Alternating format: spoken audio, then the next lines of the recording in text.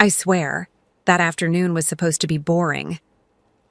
I'd just left the supermarket, arms aching from those cheap plastic bags cutting into my fingers, thinking about what to cook for dinner and if he'd complain about pasta again. The sun was hitting the asphalt so hard it looked like it was melting, and all I wanted was to throw everything in the trunk and go home, take off my bra, and breathe. Nothing dramatic, nothing special. Just another Tuesday in a marriage that had slowly turned into routine and size. If someone had told me that, in the next 5 minutes my life would split in two, before and after, I would have laughed, honestly. I spotted him by accident. At first, my brain didn't even register it was my husband. I just saw a group of men getting out of a car near the entrance of the restaurant, joking loudly.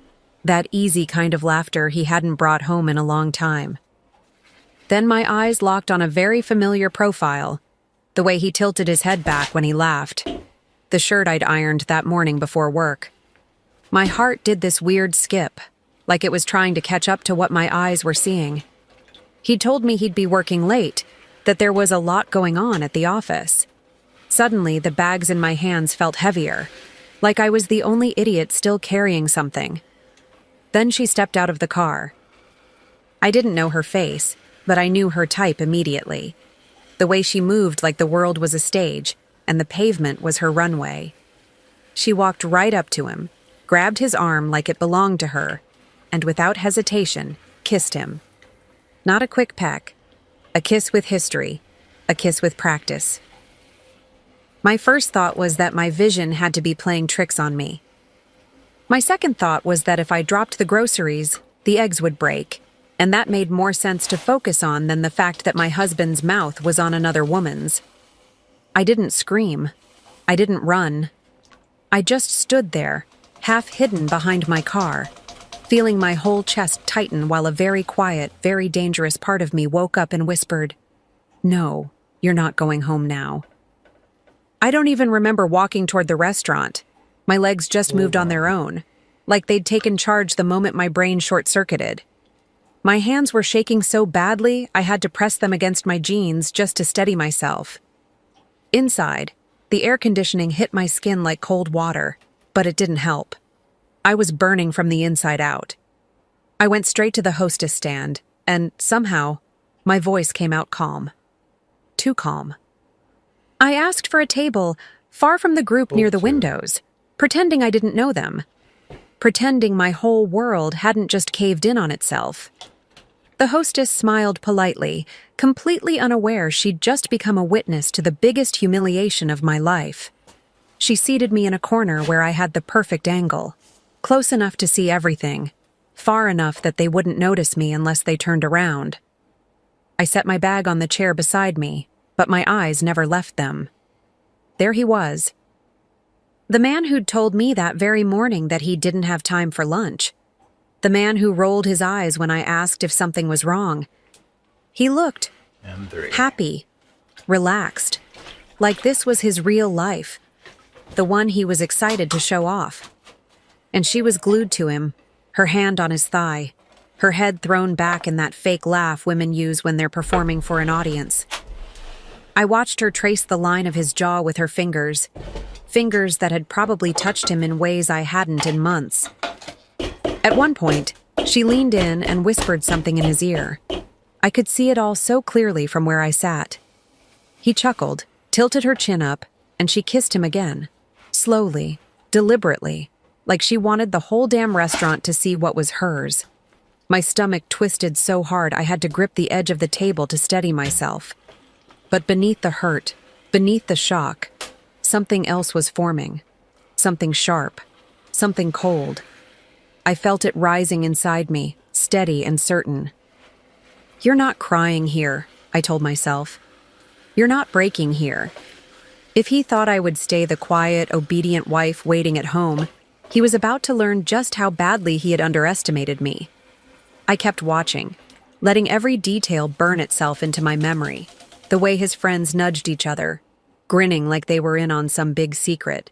The way he rested his arm behind her chair, casual, familiar, like he'd done it 1,000 times. With each passing minute, The shock inside me began to settle into something darker, something steadier. It was almost frightening how calm I felt, like a storm that had found its center. I wasn't blinking much, wasn't breathing deeply. I was just absorbing. Him. Her. The reality of what my marriage had become. And somehow, that calmness made everything sharper, clearer, easier to understand. This wasn't a mistake.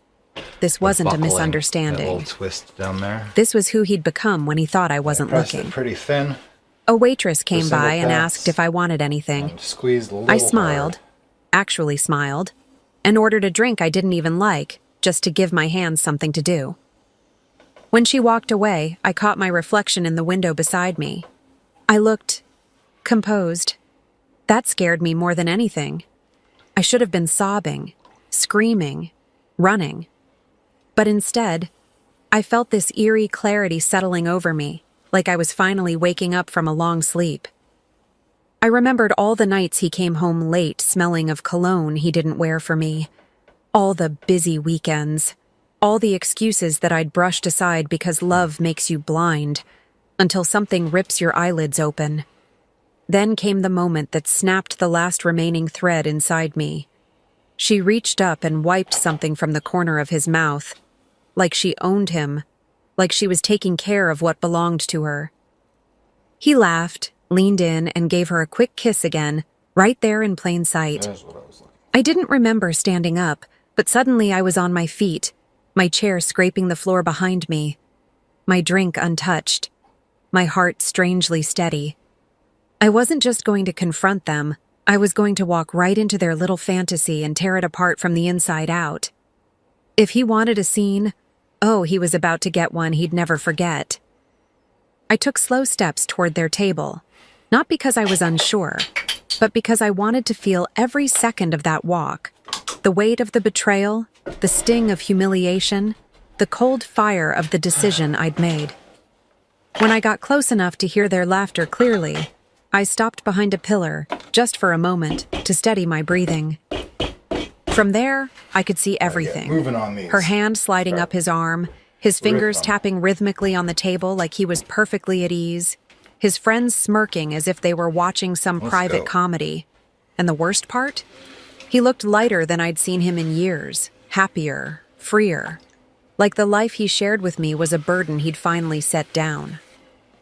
I returned to my table and sat again. Not because I'd changed my mind, but because I suddenly realized I wanted to watch more. I needed to understand the full extent of the lie before tearing it apart. So I watched. I watched her tuck her hair behind her ear, a move so calculated it screamed performance. I watched him lean in, whispering something in her ear, making her giggle like a teenager. And every time their hands brushed or their knees bumped under the table, I felt another crack inside my chest. But I didn't flinch. I didn't look away. It felt like witnessing my own funeral, except I was oddly alive, hyper-aware of every sound, every breath, every betrayal unfolding inches away from me. A memory hit me out of nowhere, our early days, when he used to look at me across a restaurant table with that same soft gaze he was now giving her. When he used to reach for my hand without thinking, when he used to lean in and say my name like it meant something. The contrast was so brutal it almost made me laugh. It's strange how pain can come in waves, first sharp, then dull, then sharp again. I felt all of them sitting there, one after the other, crashing against me but never knocking me down. Because by then, something fundamental had shifted. I wasn't mourning my marriage anymore. I was dissecting it, analyzing it, preparing myself to end it on my terms, not his. From where I sat, their entire table felt like a stage play I'd accidentally walked into, except I knew every line he'd ever rehearsed. I watched her place her hand on his shoulder, nails perfectly manicured, bright red, the kind of red I used to wear before I stopped trying to impress a man who never noticed. She leaned into him like she had every right to be there, like she'd earned that seat. And he didn't stop her. He didn't even shift uncomfortably. He sat there letting her touch him, letting her exist in a space I used to fill. Watching them felt like drowning slowly, except I wasn't fighting my way up for air anymore. I was letting myself sink, letting the truth wash over me in heavy waves. Their food arrived, plates clinking, steam rising, forks scraping, and all I could do was stare at the way he served her first. He had never done that for me. Not once. His friends made comments, little jokes that said more than they meant to. One of them nudged him and whispered something that made them both laugh. I didn't catch the words, but I caught the tone. Approval. Encouragement. As if betraying a wife was just another locker room joke to them. I felt something inside me snap, not in anger, but in clarity. If men like them wanted to treat loyalty like a punchline, then I was going to rewrite the entire joke. They just didn't know it yet.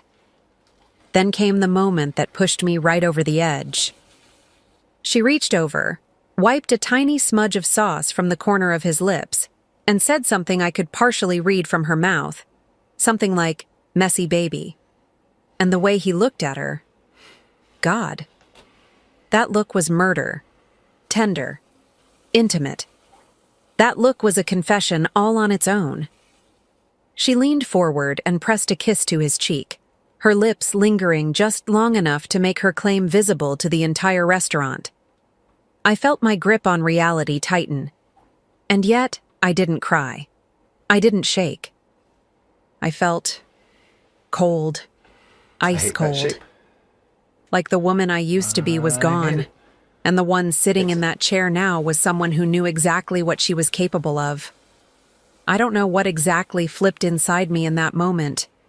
Maybe it was the way she curled into him like she'd been practicing for months, or the way he let her, without a shred of guilt on his face. Maybe it was the realization that everyone at that table knew about her, except me. Whatever it was, it didn't ignite rage the way movies say it will. It did the opposite. It froze everything. The noise of the restaurant blurred into a low hum, like I was underwater. The lights dimmed around them, and all I could see was the man I shared a home with acting like our marriage was disposable, like I was disposable. And instead of falling apart, I felt myself harden, quietly, completely. My heartbreak calcified into something sharp enough to cut them both open. She whispered something else in his ear. I saw her fingers slide behind his neck, nails lightly dragging across his skin. He laughed, his body leaning into hers without hesitation, as though this was their normal, as though this was their life. And in that instant, I realized I wasn't the outsider in my own marriage. I had been replaced a long time ago. I'd just been too loyal, too trusting, too stupid to see the signs he didn't even bother to hide. My fingertips brushed the rim of my glass, cold against my skin, grounding me in a way my own heartbeat couldn't. I felt a calmness settle over me. Not the peaceful kind, but the kind you feel right before you make a choice that changes everything. I really like sculpting too. I inhaled slowly, I don't do it deeply, very often. letting the air cool the fire inside my chest. I didn't want to keep watching. Not because it hurt, but because I had seen enough. More than enough. Enough to shatter any excuse he could ever try to use. Enough to burn every lie he'd ever told me. My chair slid back as I stood up again, but this time there was no hesitation, no trembling. My legs were steady, my pulse quiet, my purpose crystal clear. I wasn't going to wait for another kiss, another giggle, another stolen touch. I'd allowed them their little show. Now it was my turn to step onto the stage and tear their perfect little fantasy to pieces. And I was going to do it in a way that neither of them would ever forget. The moment I began walking toward their table, the world seemed to sharpen. Sounds got louder, colors brighter. Even the air felt different, heavier.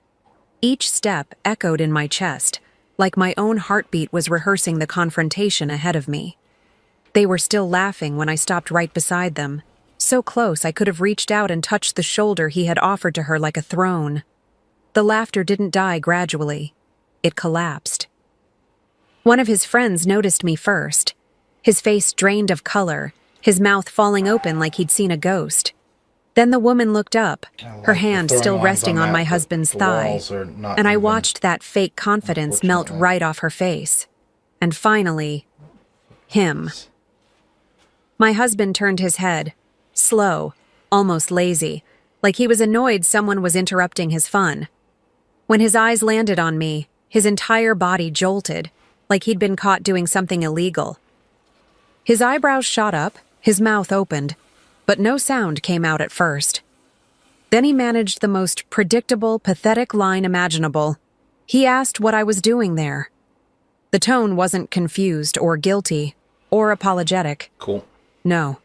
He said it like I was the one out of place, like I had no right to breathe the same air as his mistress and his carefully crafted lies. I lose track of. He told me I was misinterpreting things. He said I was creating a scene. I'm probably enjoying myself. He even tried to laugh it off to his friends, as if I were some burden that had just wandered into his evening. His friends stared at their plates, suddenly fascinated by cutlery. The mistress shifted uncomfortably, sliding her hand away from him like she was trying to erase the evidence. I just stood there, letting the silence choke them. I wanted him to feel every second of it, the weight of my presence, the collapse of his fantasy, the exposure of the double life he thought he could protect. He cleared his throat and repeated that I was embarrassing him.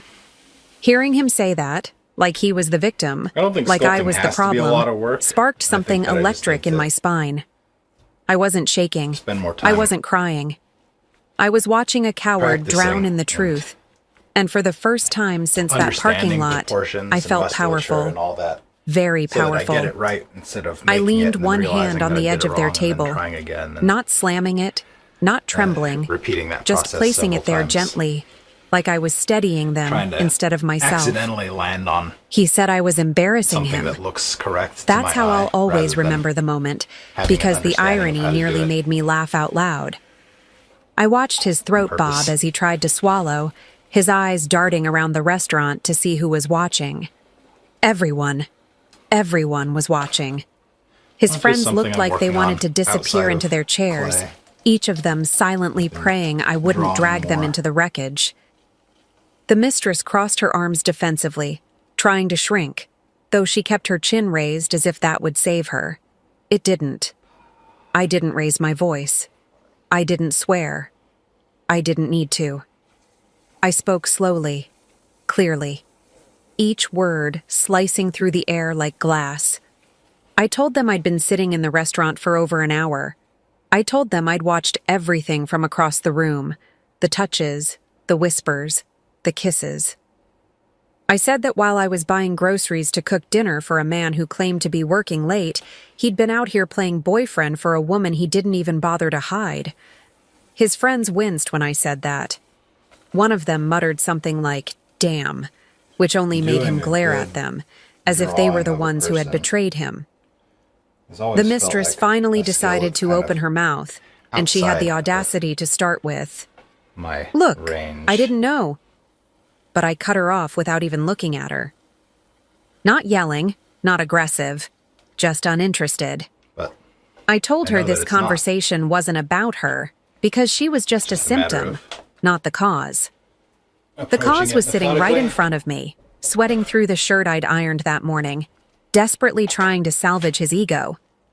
He insisted I was overreacting, that I had misunderstood, that what I saw wasn't what it looked like.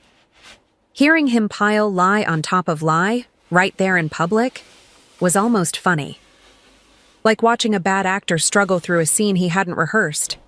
I straightened up, letting my hand slide off the table, because by then I didn't need support. Not from the furniture, not from him, not from anyone. I stood tall, centered, and terrifyingly calm. Yeah, whatever it takes. I looked him right in the eyes and told him, in the same steady tone someone uses to read the news, that I wasn't misinterpreting anything. I said he'd been cheating on me for months, probably longer, and that tonight he'd simply gotten bold enough to parade it around like a trophy. His face went red, then pale, then red again, like his blood couldn't decide where to hide. my artwork. He kept in stammering that that it wasn't serious, I liked as to if the start level of with seriousness was the issue. As if a charcoal kiss on in a newsprint. parking lot, a kiss inside a restaurant, and his Because you hand on can't another woman's really- thigh were minor inconveniences I should overlook. It seems like The mistress material looked from him to discourages me, then back to being him, fussy her or expression precious twisting about the into work. something halfway between You know, fear it's and cheap, regret. It's quick. It smears. She reached for his arm, instinctive maybe, but he jerked it away, suddenly Paper's not gonna pretending she didn't last. matter at all. So you I just watched make the moment make she the- realized he would make throw the her drawing. under the bus without hesitation. Her And then eyes move hardened, on. and I knew then that even if I hadn't walked in, their fairy tale would have rotted from the inside eventually. Men like him don't stay loyal to anyone, not to their wives, not to their Yeah, girlfriends, using not even to their simpler own art image. supplies. And standing there, seeing them both unravel, I didn't feel pity. I didn't feel It's something satisfaction that either. resonates with me. What I felt was I'm clarity. glad you found that Cold, solution. sharp, final clarity. I leaned in slightly. Not enough to invade space, just enough to make sure every word hit him like a stone. I told him I was done. Not threatened, not begged, not negotiated. Done. And there's something about using I said he'd destroyed our marriage in public, so I would end it in simple public too. supplies. His friend's crayons. eyes widened.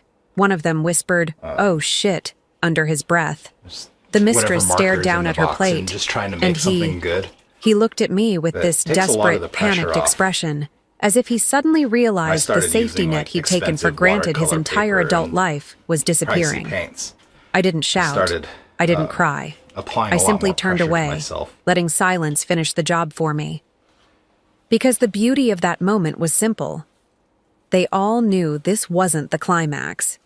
This was I only don't the think that beginning I of had what was reached a coming stage in next. my- When I walked out of that skill restaurant, I didn't development storm where out.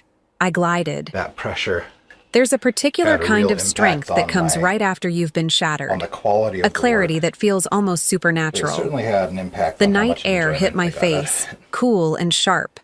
And for the first time in months, maybe years, I actually felt awake, alive.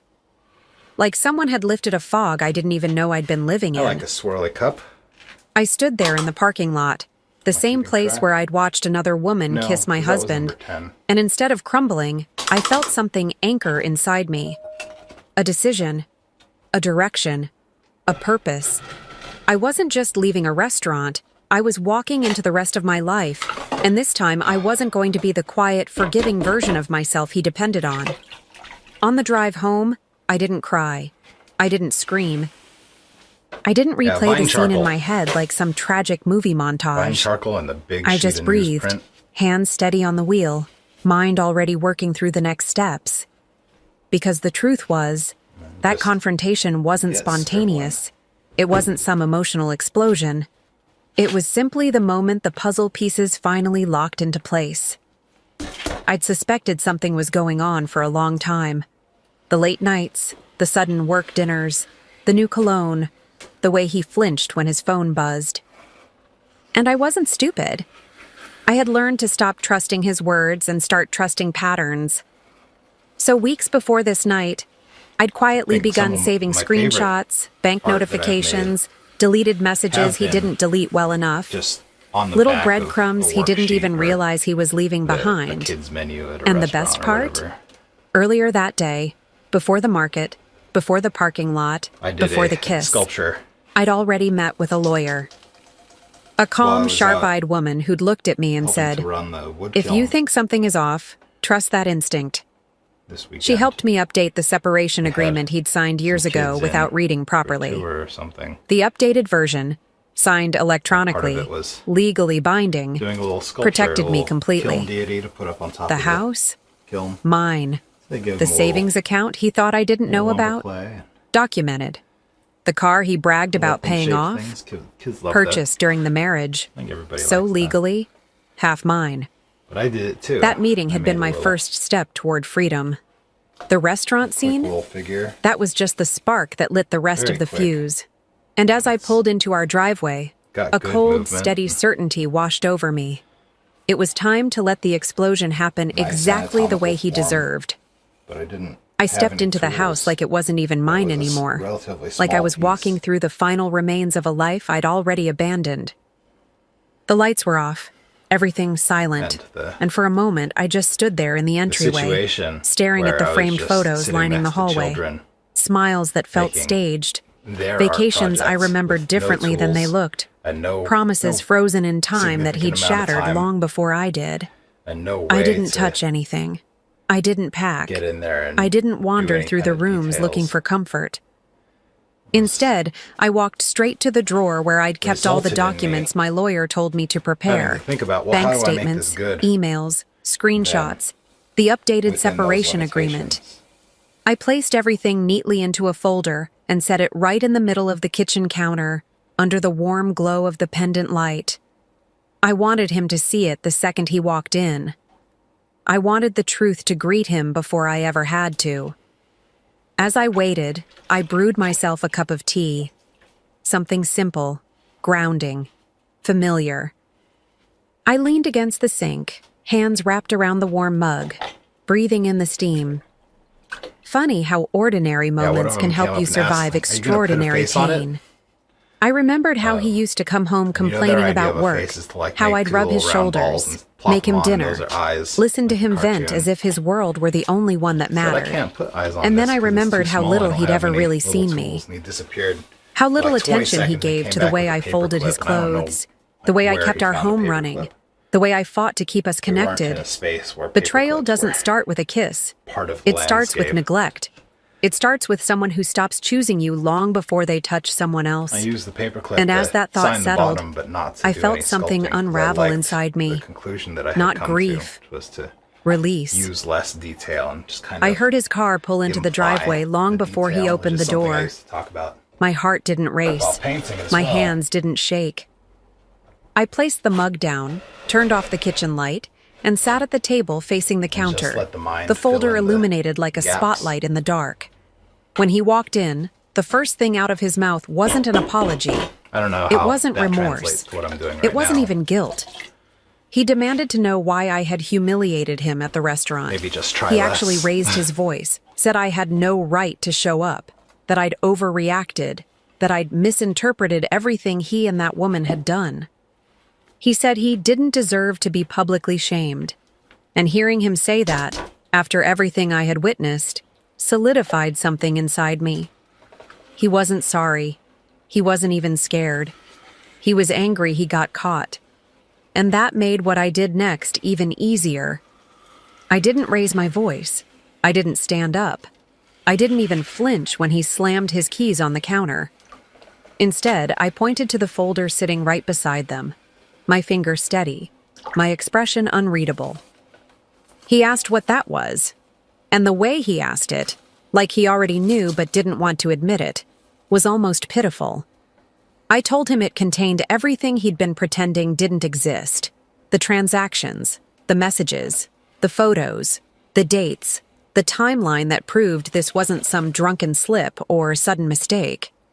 I said I'd been seeing the truth long before he realized he was showing it.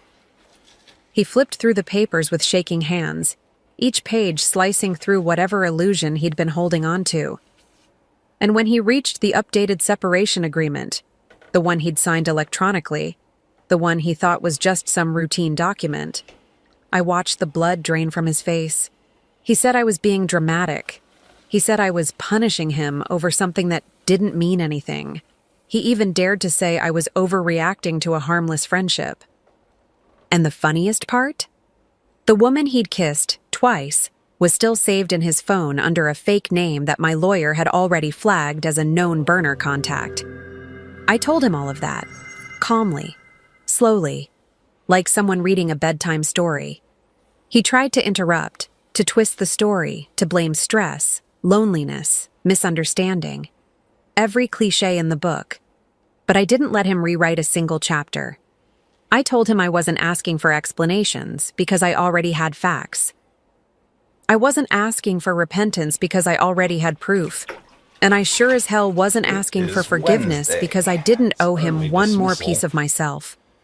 Then I stood up, not rushed, Not angry, just done. Cruising through this I task. told him I would no longer live with a Just man about who held done with another the woman larger like she was the 1 prize, pound and me like the pieces of punishment. clay. One more to go I said after I this. wasn't going to be the wife who stayed for the sake of appearances, or guilt, or fear.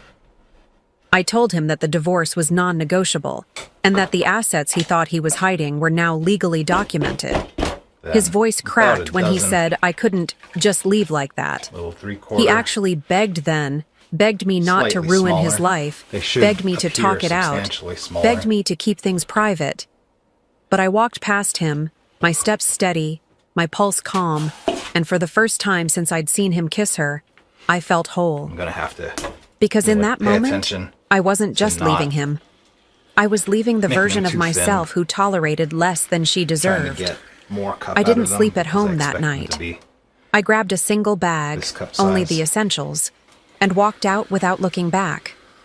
The air outside felt different, lighter somehow, I would consider like the world had these cracked open one-pounders and to be finally started letting large oxygen through. mugs. I drove straight to my sister's house, the streetlights blurring past And the me as if the 3/4 city pound itself size knew to I was running a from regular something size rotten. mug. When she opened the door, I didn't have to say a word. Got some She just looked at my extra face, larges. pulled me into her arms, In the and wood held me kiln. the way people do when they know you're trying not to fall apart. But even then, even in her warmth, I didn't cry. Not a single tear. It was like my heart had switched from breaking to rebuilding in a matter of hours. Let's try The next this. morning, everything started unraveling for him. Fast. Word travels quickly when betrayal is public, and he had handed me the perfect stage. By noon, his mother called me, her voice This trembling. actually feels like a She smaller asked piece of why clay. he had come home late and furious, why he was ranting about misinterpretations and overreactions. I told her the truth, every detail, including the moments I witnessed him kiss that woman. The silence on the Double other check end real of the quick line for was cold extra and clay, long, but again, followed by a disappointed sigh make I had sure I never don't heard from her before. She said Good. he had And I always found a looked little up to bit at the me, bottom. admired me, relied on me more than I knew. And then she said something that I will never forget. He destroyed the best thing he ever that shape. had. I like that I didn't size. feel triumphant That's hearing pretty it, but I did feel seen. Finally. By the afternoon, a few of his friends sent me messages apologizing for their silence the night before, saying they didn't know it was that serious, as if betrayal needed a scale to be real. I ignored most of them, but part of me savored the quiet shift in their tone. They weren't laughing been anymore. avoiding They weren't enabling him anymore. Sitting down to Meanwhile, closely the examine woman he profile of the kissed, cups. his mistress, was nowhere to be found in his social circle. And I instead imagined looking the at them while they're arguments on the they board, must have had after I left the restaurant. after How I've quickly moved he on must have tried to already. distance himself from her So I once still his get life feedback. started collapsing around him. I still get to Cowards always examine fold under my pressure. work. And as the world he'd Kind of built think on about lies began to crumble, wanna do I started feeling moving something I forward. hadn't felt in a long time. Control. not Not going in spite. and editing Not revenge. overly Just control over my own life at again. all, really. Over the next few days, everything unfolded almost exactly the way my lawyer had predicted. Clean, That's kinda what swift, we're going and for, is completely in my favor. While he removing spiraled, jumping between anger, desperation, and pitiful attempts at negotiation, editing, I stayed focused. I while signed also documents. pursuing I just handed over making evidence. I answered necessary calls with a nice calmness cups. that scared even me. The house, drawing the nice the one I cups had forth. decorated, cleaned, maintained, was legally secured under my name. All right. The savings account he thought he had so cleverly hidden was traced and split. The car he bragged about owning outright? Acquired during the marriage. Half mine, minimum. Watching him realize how Much thoroughly smaller. he had underestimated me was almost surreal. Not pleasurable, not vindictive, just righteous. Like a balance finally restored. But even with all the legal victories lining up like dominoes, the emotional part hit me in quiet, unexpected moments.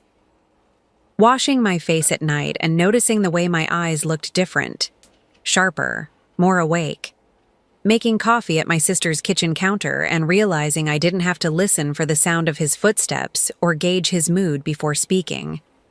I'd sit on the couch under a blanket she kept folded for guests, sipping tea, letting silence fill the space where constant tension used to live. So that's closer I to wasn't the healed, not size even close, we're gonna be but I looking was at. no longer sinking. The grief still came in waves, but More now like each one the carried type me of a little coffee mug farther from the shore where he'd you'd tried to expect to drown see. me.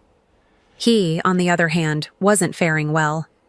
Word had gotten out, not from me, but from the people who'd seen everything. His reputation at work took a hit. His friends distanced themselves. His family sided with me. And the mistress?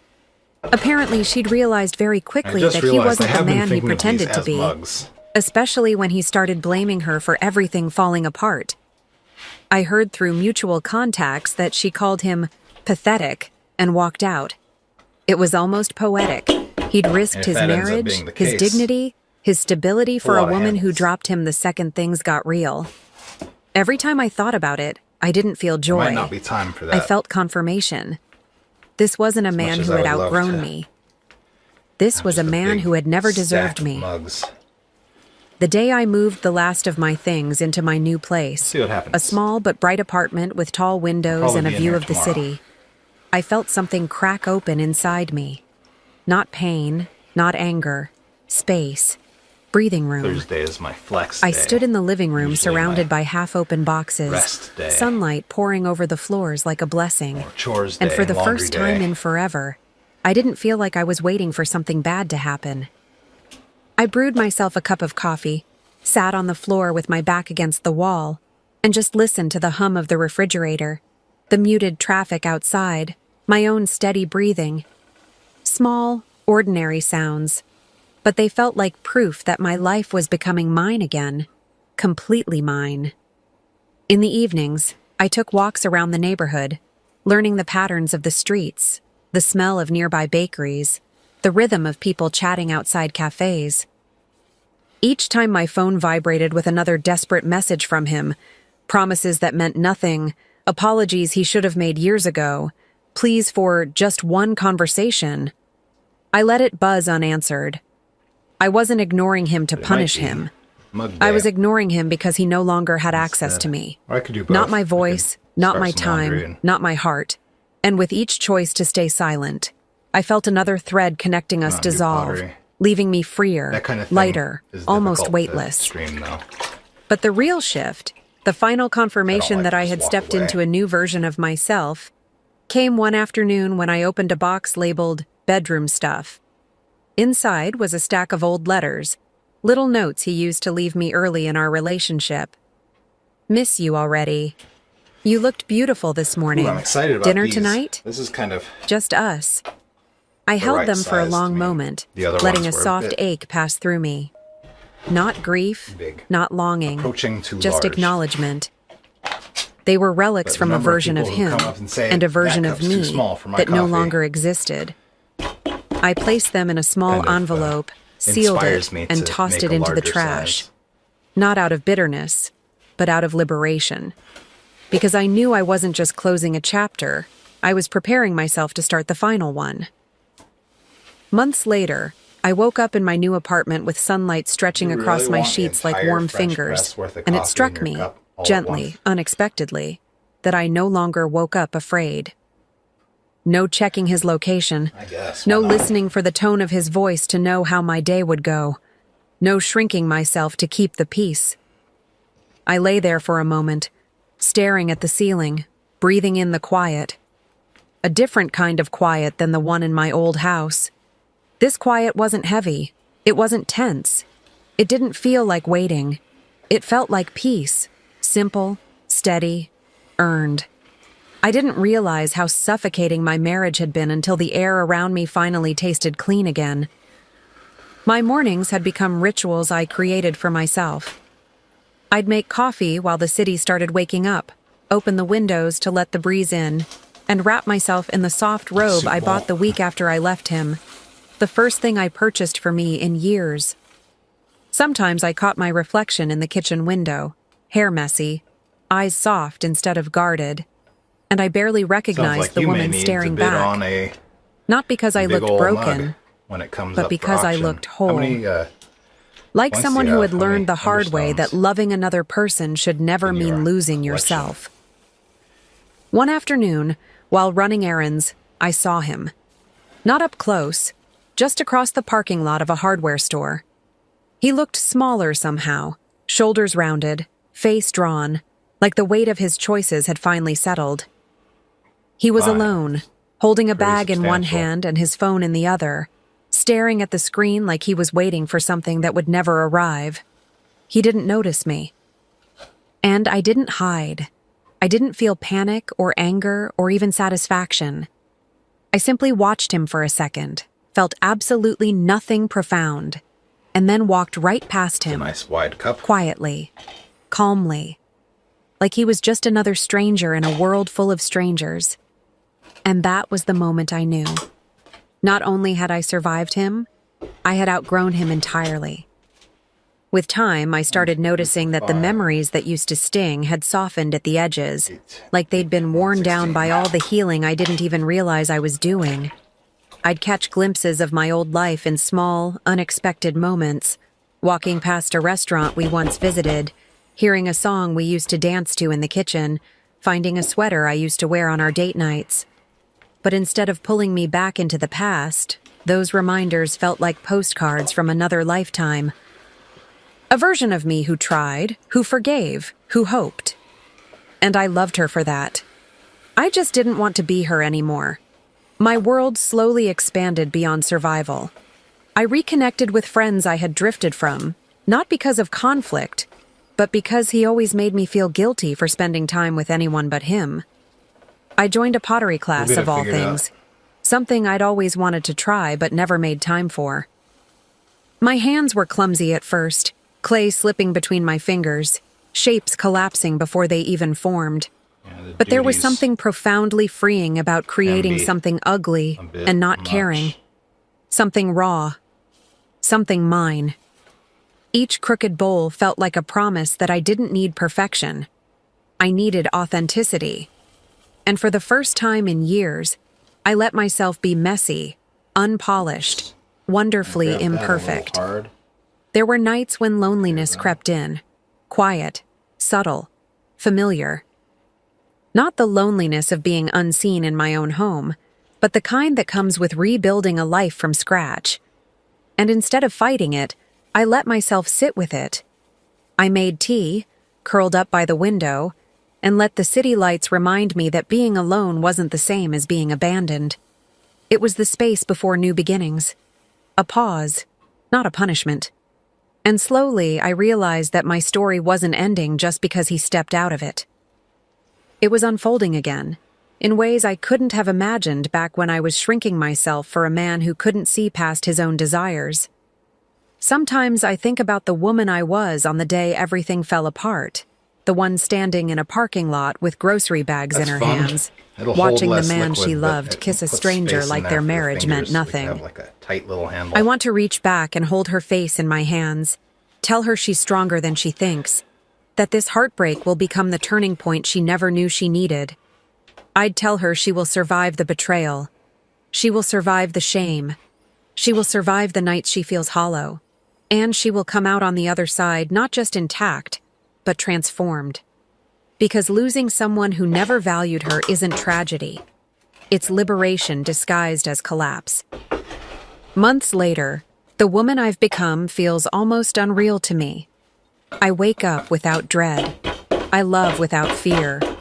I move through the world like time to my clean. body finally belongs to me again. Clay's starting to jam things up. Sometimes, in fleeting flashes, I remember how deeply I used to crave his approval, how much of myself I carved away just to fit inside the shrinking space he gave me. Now, I take up space wildly. I laugh louder. I say no without apologizing. I choose myself in ways I never dreamed were allowed.